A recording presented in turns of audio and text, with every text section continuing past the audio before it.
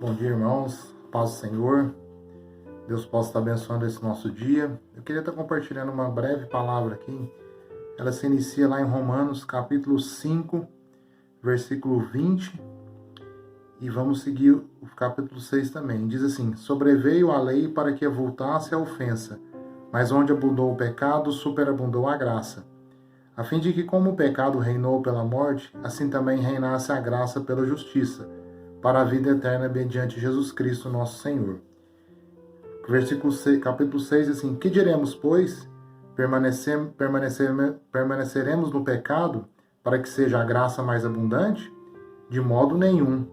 Como viveremos ainda no pecado, nós que para ele morremos?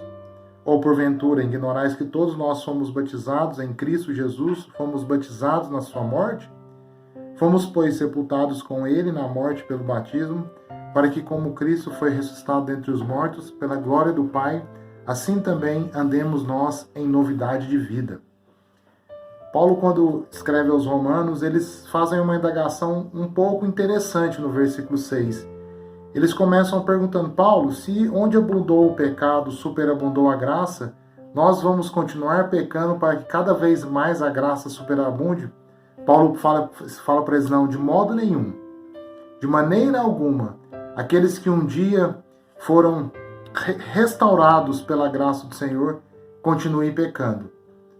Porque como pode alguém pecar por algo que... Como pode alguém viver em algo que por ele já morreu? Como eu posso continuar pecando por algo que eu já morri por ele? E esse é o desafio que nós temos como cristãos, enquanto peregrinos sobre essa terra. Cada vez mais não viver no pecado que nós tínhamos quando não conhecíamos a Cristo, mas viver em uma novidade de vida, onde a graça superabunda e eu luto cada vez mais contra aquilo que um dia eu era escravo. E às vezes a gente, no nosso dia a dia, a gente tem esse desafio como cristão. E quando a gente fala quando era escravo, era aquilo que nos dominava. E isso estende a várias áreas da nossa vida, seja na falta de perdão, seja em algum momento da nossa vida que a gente foi machucado e traz aquelas amarguras na alma, traz aquelas incredulidades na nossa alma.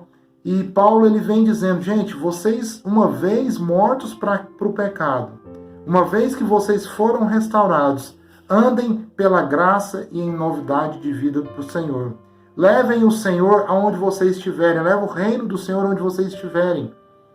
Onde um dia abundou a amargura, superabundou a paz. Onde um dia abundou o desânimo, superabundou o ânimo. Onde um dia abundou a falta de perdão, superabundou o perdão.